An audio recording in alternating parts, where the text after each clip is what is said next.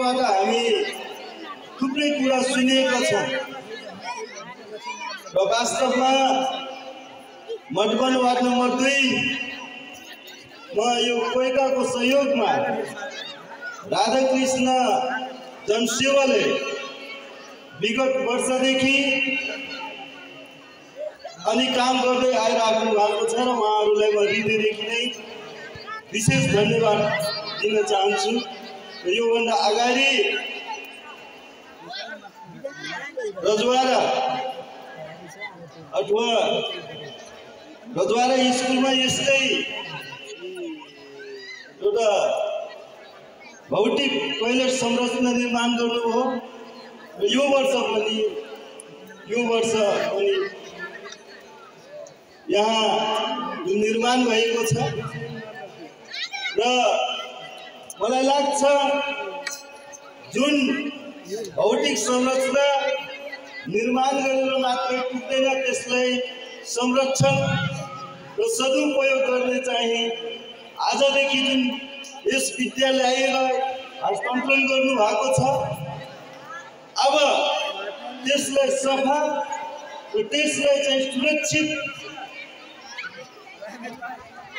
दिने चाहिँ यहाँका सम्पूर्ण शिक्षक र विद्यार्थीहरूको हातमा छ र मलाई लाग्छ यस गङ्गापटुवा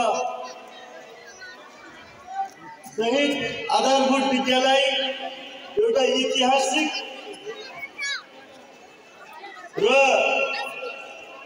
एउटा चाहिँ भविष्य बोकेको चाहिँ स्कुल बच्चाहरूको रहेछ र अब वास्तवमा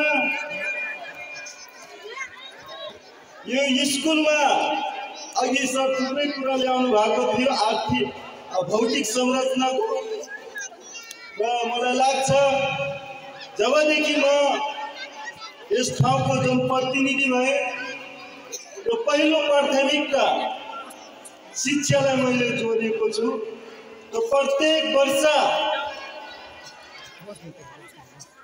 मैले विद्यालयलाई मधुबन वार्ड नम्बर 2 मा 3टा स्कुल छ, 2टा आदि र एउटा निवादी र 3टा स्कुललाई वार्डले हेर्नु भएको कारणले गर्दा र मैले वार्डको बजेटले जति सक्दो मैले चाहिँ 3टा स्कुललाई समान तरिकाले विकासतिर र शिक्षातिर मैले जोड दिएको छु र मलाई लाग्छ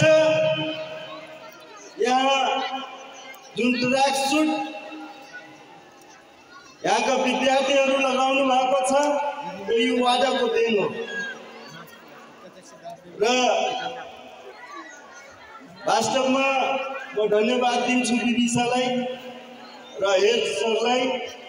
उहाँहरू हरेक कार्यक्रममा अरू जानकारी दिनुहुन्छ, तपाईँ आउनै पर्छ र उहाँहरूबाट हामीले अथवा म धेरै कुरा मैले लिएको छु। जस्तै उहाँहरू थुप्रै वार्डलाई सल्लाहदेखि लिएर थुप्रै यो कमजोरी छ भन्ने कुरा उहाँहरू देखाउनुहुन्छ र त्यसमा वार्डले सकारात्मक सोच लिएर काम गरिराखेको अवस्था छ र वास्तवमा म धेरै बोल्नुभन्दा पनि काम गरेर मात्रै म बोल्ने गर्छु र म चाहिँ यो त्यो भन्नुभन्दा पनि जबसम्म काम हुँदैन तबसम्म म चाहिँ आफ्नो मुख खोल्दैन। त्यसै गरी कतिपय व्यक्तिले कुरा गर्न चाहिँ भाषण गर्न चाहिँ ठुला र काम चाहिँ नदेखेको अवस्था देखिन्छ। त्यसमा चाहिँ मलाई लाग्छ म पर्दैन र मैले चाहिँ पहिलो कुरो के प्राथमिकता दिन्छु, काम भइसकेपछि रिजल्ट आइसकेपछि मैले बोल्ने हो र अहिले पनि यो स्कुललाई, यो शहीद आधारभूत विद्यालय गङ्गापटवालाई अझै पनि धेरै यहाँ भवनका कुराहरू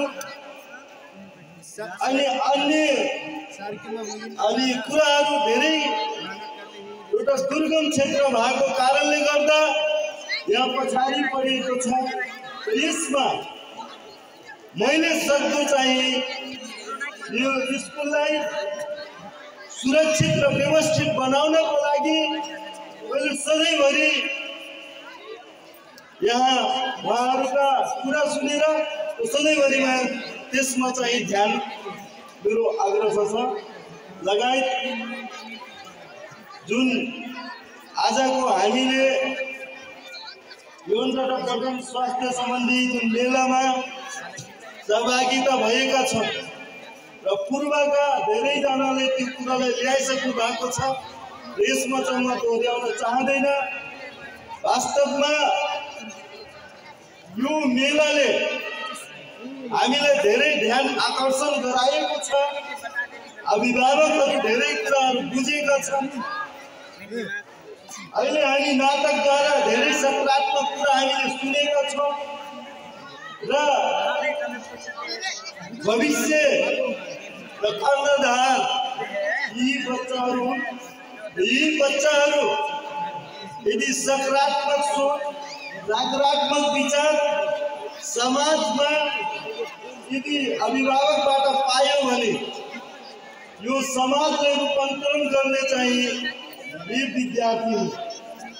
हामी बुझ्नुपर्छ कि यी विद्यार्थीले यदि हामीले सही वातावरणतिर हामीले लग्यौँ भने यी विद्यार्थीले यस देशलाई धेरै सबै कुरामा चाहिँ सहयोग र त्यो पुर्याउने छन्।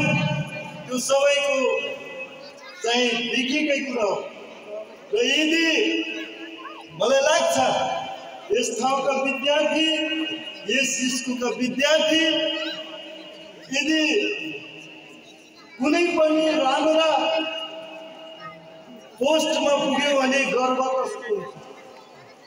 यहाँका शिक्षक, मेरो पढाएको विद्यार्थीले आज यहाँसम्म पुगेको छ। मैले पढाएको विद्यार्थी आज यो पोस्टमा पुगेको छ। त्यो गर्व